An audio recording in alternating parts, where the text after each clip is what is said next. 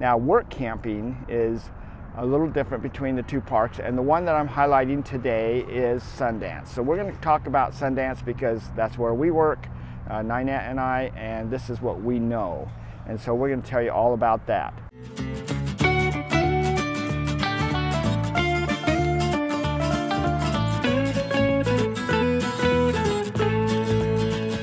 Morning everyone, welcome to Tigner Adventures. Today we're going to be talking about RV parks, and mainly Sundance RV Park.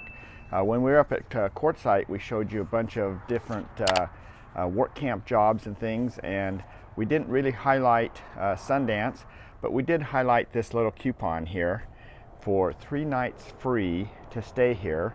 And this coupon is good at least right now from February to October, but we have them available all the time if you reach out to us. So if you didn't get one at Quartzsite, you can always reach out to us and get one, and we'll just send it to you or meet you here at the resort and give it to you. But you can come in here for 3 nights for free. So what I thought I would do here is, in this video, some people had asked about work camping here, so I'm going to do a little bit of review of the park, and then I'm going to talk about work camping here. And we have been, this is our 3rd year work camping here, so we already reserved next year, so we'll be back next year also.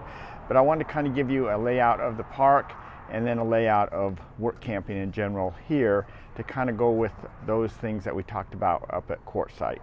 Now, one thing, a lot of the parks here in Sundance, just to be up front with you, are right next to the freeway. That's where a lot of them are. We have a frontage road that runs down through between the freeway and us, and that's how we actually access the park. So at times, depending on the wind direction and things, it can get a little highway noise. All right, we're going to show you back in the park a little further where you can also request spots. There's not a lot of them because they're mainly reserved for park models, but some people like to stay back there. So there's a, it's wherever you can, there's an opening for this is where they're going to actually put you. But they do also do yearly reservations. And the way this system works around here is that they, if you're in a site already, you have up until February 15th to reserve that site for next year. After, well, I'm saying February 15th, it's somewhere in February, middle of February, you have time to reserve that. But after that, then all the sites are, whoever's not reserved, are available and available for reservation. So the big stipulation with this pass at this point is it's only good for 3 days. And at this time of year, this is February, middle of February, and between January and March are the busiest times in the resort, and we are technically considered full at this point. Now, as we drive around and look, you'll see different sites that, are open, and that's just because they're open for a few nights here and there. And so that's where these little passes come in, is that they can kind of put people into those different sites, but you won't be able to extend the site if you decide that you want to stay longer. You say, oh, we really love this, we want to stay for a week, or we want to stay for a month. They do not have that available right now, okay? This pass is good from February till October, and we pretty much have them all the time for you. It's all based on the availability. So if we can get you in, or they can, then they usually will let you come in. So, but right now is the peak time, and so there are a few more limitations on being able to get into the site. But let me just recap really quick. You got to be 55 and older to use this. One of you do, if there are a couple. And your rig to stay at the Sundance RV Resort, they're looking for rigs that are 36 feet and less, because that's the majority of their sites. They have very few sites that are bigger than that, and normally those sites are always full. And so they always say 36 feet or less. If you're over that, then we send you to our sister park, and I'll just show you once we get over here by the dog park. We're just right across the wash from the sister park, so we're still right next to each other. We do share some of the services back and forth, and we can come and go between the two resorts. So not that big of a deal in that sense. So you can still get in there. They're a lot larger park. They're 1,200 and something units, where Sundance is like 450 units. So that's kind of the big difference there. All right. Now, work camping is a little different between the two parks, and the one that I'm highlighting today is Sundance. So we're going to talk about Sundance because that's where we work, Ninette and I, and this is what we know. I want to break the video up into two different areas. I want to talk about Sundance in general, just as a little review of the park, and then we're going to kind of talk about the work camping opportunities here. So here is our office. We're just going to kind of sneak through the office here and go into our event center. So here is our event center, and you can see that they are all set up for a show. We are having a talent show tonight, so this is a pretty hopping place when the party gets started. Coming up here and straight in front of us is our dog park, so very popular for the dogs. And then where Ninette likes to spend a lot of time is our pickleball court, and they're right here on the left as we go along here. There, everyone out there playing. So that's a pretty popular sport here at the resort. And then as we pass the pickleball court, we have our, right behind the pickleball court, we have horseshoes and also shuffleboard. And then over here on the left, we also have bocce ball. So those sports happen at all different times, where they actually have groups that get together, but you can come over here and use them anytime. They also have a little putt here. You can just kind of putt around and see what you can do, and a cage to practice your swing. Okay, so we're going to go ahead and go from up front. We're now going to work our way to the back. I'm just kind of showing you around so that you can kind of get an idea what the park is. Again, you know, we only have about 450 units here, so I'm going to take a left here and actually just go down this back area just a little bit. You can tell I have a mic on, so I don't know how much noise you get from the highway or not, but it is definitely a lot quieter back here. But as you go along here, you'll see that there are RVs that have been pulled into different sites here. So they do share the sites back here with the park models. But this back area is mainly reserved for park models. But again, if there's an opening, then they go ahead and put individual RVs back here. All right, so here you can see that we've got our clubhouse and pool area here. So we're just going to take a little gander inside the clubhouse. And I've come just at the right time. There's nobody in here, but normally there is. But we have a fairly nice clubhouse, nice pool tables. They usually got all kinds of games going first thing in the morning. Of course, this is Saturday, so things do slow down a little different on Saturday. We've got a card room and library. Of course, all resorts have to have a laundry facility. We got washers or dryers here, and they are $1.50 per load. And here is our puzzle room. They put puzzles together as a group of individuals here and there, just come and put a piece in. But we also have a really nice lab with a copy machine here and scanners, so that's nice. Nice large showers.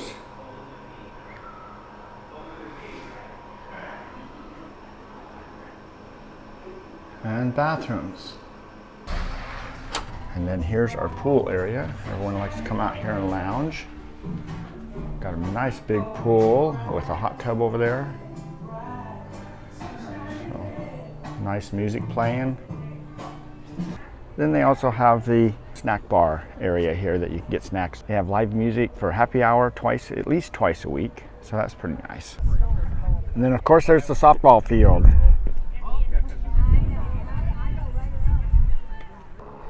So interesting enough, we have had a number of work campers that have started here. They came in on a 3-day pass, and then they started work camping, and then they ended up buying a unit here. And when you buy a unit and you own a physical unit here, you are not allowed to work camp for the rent for that unit. You can rent the unit out that you've purchased and then park your RV, you know, out in the RV area and work camp to pay for that if you'd like. And some have done that because they are looking down the road as to when they want to retire. What do they, you know, they want to have a little something put away for them to get to come and park out later or whatever they want to do. Now this is an access area. We actually, the one side of the resort here backs up to this wash right here. It's a pretty good sized wash here, and a lot of four-wheeling going on here. And we don't have a road directly from the resort to the four-wheeling, but if you go out the front gate, you can just circle right around about a block up the road and get access to the outside desert area, and you can go four-wheeling to your heart's content. If you look across here, this is our sister resort, so that's how close they are. That's actually the golf course, and we can go over there and go golfing. It's a little par 3 course, and then also about right there where I'm pointing is also their wood shop. They have a wood shop over there that I volunteer in, and you can go over there and do wood shop type things too. So it's kind of nice. They also have a glass cutting area where they put glass, stained glass stuff together and things, and you can get access to that. So that's kind of a nice little setup where we share that with the park. So Sundance in general is a pretty nice little park, and it's small, so everybody knows everybody, and it's a really friendly park. The one next door is called Fortuna del Oro. Fortuna del Oro. They are, again, 1,200 units, so a lot of people don't know each other as much. They do in their little groups, and that kind of leads me to another section too. Some people come in and they say, oh, there's a lot of cliques around here, and it's not really cliques. You know, it's what it is just a lot of friends getting together at certain times. And I have walked up to whatever groups, and you start talking to that group, and they'll invite you to join them, and then all of a sudden you're part of the group, or you just say hi or whatever. So everyone's super friendly. It hasn't been much of an issue at all. Kind of reminds me of when I was a kid. I heard this story. It said there was an old guy walking down the road, and this couple comes walking into town, and they stopped the individual and said, hey, we're moving to this little town. Is this town friendly or not? And you know, and the guy says, well, was the last town you were, was it friendly? And they said, oh no, they were not very friendly to us, and they didn't, you know, they were to themselves or whatever. He just basically said, well, that's how this town is, you know, so if you get the gist, it's you that's the one that makes it. And so when I get people telling me that, it's like, you know, I just tell them, hey, you know, just go up and talk to everybody. I have not found anybody that is not friendly here. Let's go ahead and talk about work camping, because again, when we were at Quartzsite, we did a pretty extensive little video on all the different work camping jobs around. Now, work camping here at Sundance is only in the winter months, and I have to really think about that a little bit, because this seems like summer. It doesn't look like summer to you, and this is February 11th, and it is 70 degrees out here, so really pretty day. So anyway, it's the winter months, and typical work camping season for Sundance is from October 15th until April 15th. Now there's some that come in, that's a 6-month commitment. There are some work camp jobs that are only requiring a 5-month commitment, you know, based on, you know, how busy things get, or how much, you know, in our case, we have to do setup, we have to get things ready, and we have to tear down. I work in the post office, and so I got to get a lot of stuff done in the post office, get it ready for the busy season. And then at the end of the season, I'm taking names off of boxes and cleaning things all up and everything, in the you know, forwarding mail and things like that. So that's kind of what's going on there. So that's why we're here for 6 months. But they will tell you when you call in. So you call into the office, and that's the same number you call to make reservations. And you call this number, and you can make reservations there, and you tell them that you have that coupon. You can stay, you know, they'll look and see what they have available for you. That same number is the number you call, and you say, hey, I'm interested in work camping. Can I talk to the manager? Okay. And the manager will get on the phone with you, and they will actually talk to you and find out what you're interested in, what your likes are, dislikes, whatever, I don't know. However the interview goes. That's kind of how our interview went, and then they'll tell you what they actually have open. So let's go through a few of the things that they do for work camping. Now I got to tell you, I talked to them, they're going to have, well, this year they have almost 40 work camp jobs that are open, or not open, but that are done at the resort. I don't know what next year will be. You know, they keep adding more and more things, and I think right now they're probably darn close to being full. All right, I think they still have some housekeeping jobs open, but with that said, every year when the season starts, they always have cancellations.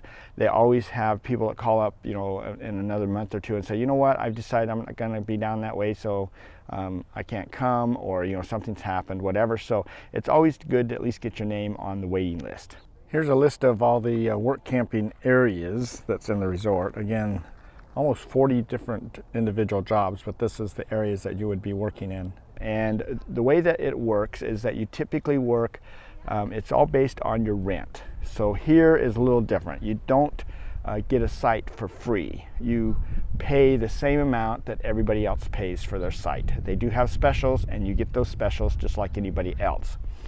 You get an hourly wage, and each year that goes up based on whatever the wage here is in Arizona. Basically, it comes out to that you're going to work somewhere around 4 hours each for 2 days a week. So roughly about 8 hours a week. And that's really based on what the rent is at the time and how much electricity you use. So you pay for your rent, garbage, sewer, and electricity. So, you know, based on that, it comes out to about probably around 4 hours a day for 2 days a week for each person when they're a couple. If it's an individual, that just means that you're going to be working 16 hours a week for that same setup, because you've got to cover both individuals. That's how the pay portion works. The nice thing about that, and what I like about doing it that way, is if, for example, they come up short on work campers and they want you to take another spot, a lot of places say, hey, we need you to do this now, we need you to do that, whatever.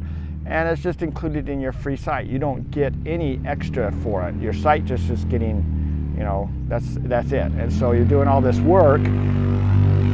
So we'll let him go by. You're doing all this work, and you know, it just gets more and more work. Here, if they ask you to do any more work, you get more money. That's what I like. So, you know, some people complain. They say, oh, well, you're just getting an hourly wage, you know, whatever. Oh, yeah, but if they ask me to do something else, then I get paid extra for it. Now, management is really good here to make sure to watch how much you're making, how many hours you're doing, how much your power is, and all that kind of stuff, to make sure that when you go to leave the resort at the end of the season, that you are ahead of the game. You don't owe them any money, and most people go away either even or with a few extra dollars.